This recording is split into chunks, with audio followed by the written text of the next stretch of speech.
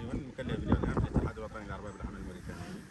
كنا سعيدين جدا بالاطلاع الميداني وهذه الزيارة اللي عدت اليوم لكم انتم كإعلاميين وصحفيين وكمؤسسات إعلامية جاءت نتيجة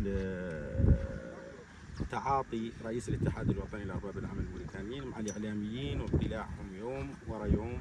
على جديد الاقتصاد خاصة في مجال الزراعة ومجال الاقتصاد والتنمية على المستوى الوطني، خاصة في الجانب الاجتماعي. اليوم لا شك علنكم لاحظتوا كيف ما شفتوا بعينيكم ليس من رأى كمن سمع. علن هذه العملاقة مجموعة عملاق إتقان اللي توجهت إبان دعوة رئيس الجمهورية سيد محمد الشيخ الغزواني من إسبانيا لرجال الأعمال الموريتانيين على أن يتوجهوا لزراعة الخضروات من أجل العمل على الاكتفاء الذاتي، أنه كانت استجابة هورية بطبيعة الحال وأيضا بمتابعة من رئيس الاتحاد الوطني لأرباب العمل الموريتاني. والهدف كان من هذه الزيارة أنكم تشوفوا مستوى النجاح اللي خلق خلال هذه السنوات القليلة. وانتم اليوم لاحظتوا لا شك انكم لاحظتوا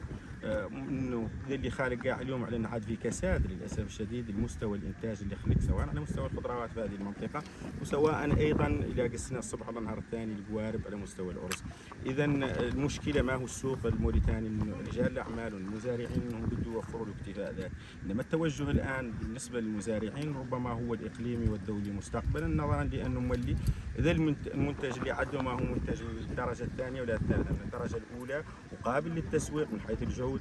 وبخبرات بطبيعه الحال الفنيين والمهندسين سواء الدوليين الموجودين وسواء ايضا التقنيين الموريتانيين والمرشدين على مستوى وزاره الزراعه والسياده الغذائيه اللي يواكبوا هذه المرحله باطار بطبيعه الحال التعاطي بين السلطات العموميه وبين الممثل الوحيد للقطاع الخاص اللي هو الاتحاد الوطني لأرباب العمل الموريتاني من اجل هذه النتيجه اللي شفتوا اليوم واللي ندوروها تعود مستقبلا اكثر من ذا وانها تتوسع، خاصه ان عندنا مناخ ملائم وعندنا ارض خصبه وعندنا امكانيات وعندنا مولي رجال اعمال جاد عليهم الواحدين فيه واستثمروا فيه بالمليارات،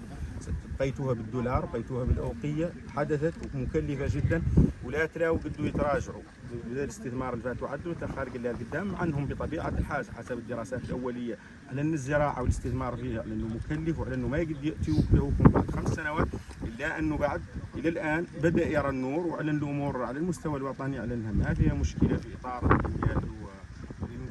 قال له انتاج سواء البصل او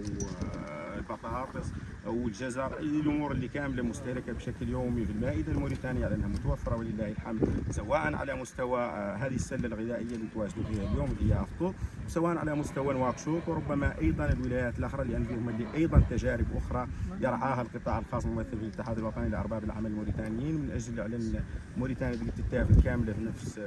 هذا، وشكرا جزيلا لكم.